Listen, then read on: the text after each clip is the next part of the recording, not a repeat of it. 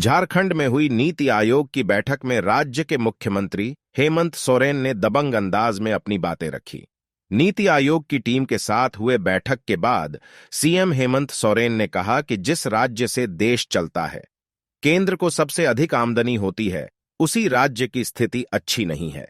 स्थिति सुधारने के लिए संसाधन की जरूरत है, पर संसाधन जुटाने के लिए नीति बनाने का अधिकार केंद्र के पास है।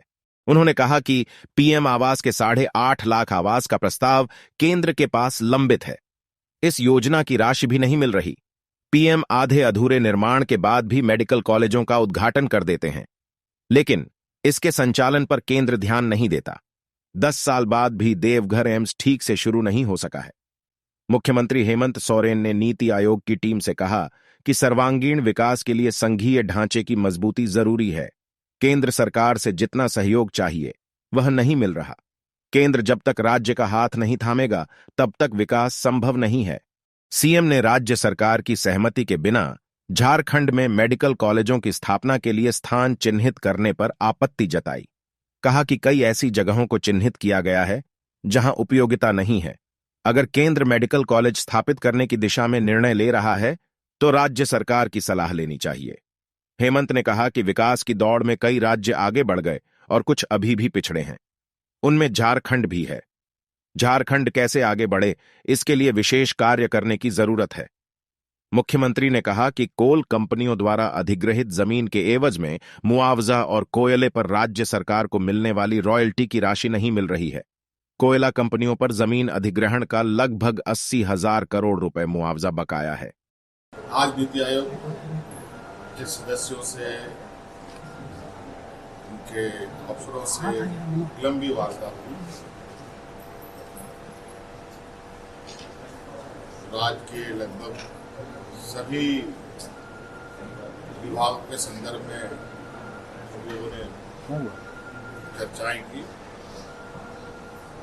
बाकी चीजें आपकी तरफ से आपको उपलब्ध होगा, लेकिन मोटा मोटे तौर पर हमने जो अपनी बातें रखी है कि जिस राज्य से देश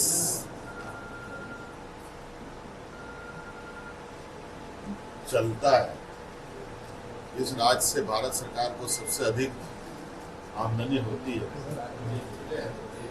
वहाँ के लोगों की स्थिति बहुत अच्छी नहीं है। इसके लिए कहीं ना कहीं संसाधनों की आवश्यकता है, और संसाधन जुटाने को लेकर के सारी शक्तियां लगभग केंद्र सरकार के पास। हमने जो अधिकार है वो कैसे मिलेगा नहीं मिलेगा अब तो केंद्र सरकार ही तय करता है, लेकिन फिर भी हम अपने हक की बात जरूर उनके समक्ष रखें।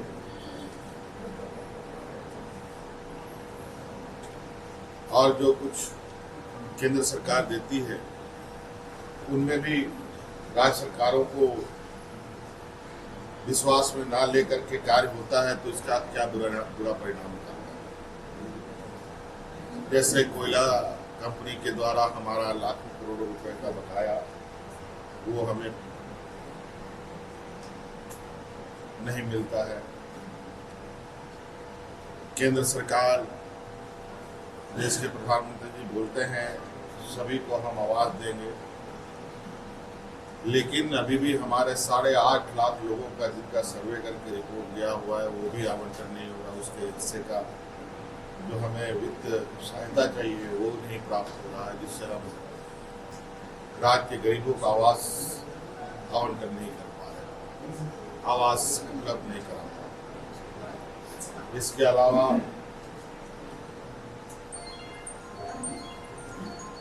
खाद्य सुरक्षा अधिनियम के तहत सभी गरीबों को अनाज देना सरकार का दायित्व है।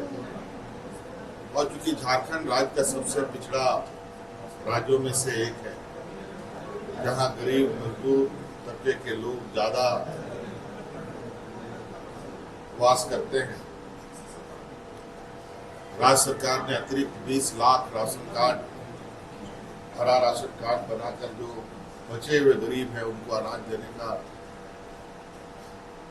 जो योजना बनाया है और उस योजना के तहत जो एफसीआई से हम अनाज लेना चाहते हैं,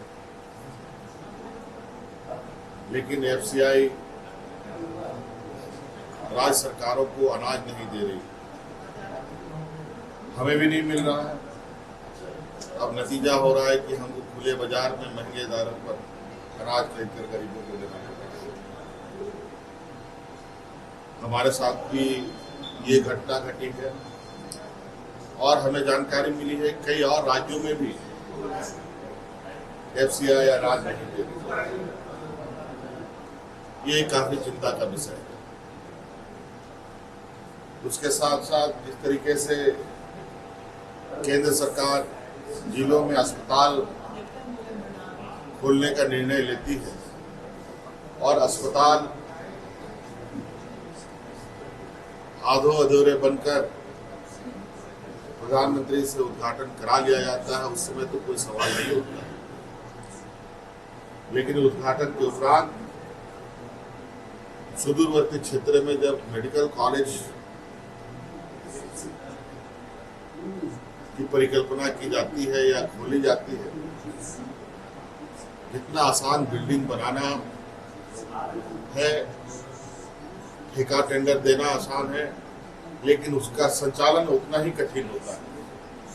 इसीलिए हमने आग्रह किया है कि केंद्र सरकार राज्य में स्वास्थ्य सुविधा मजबूत हो। इसके लिए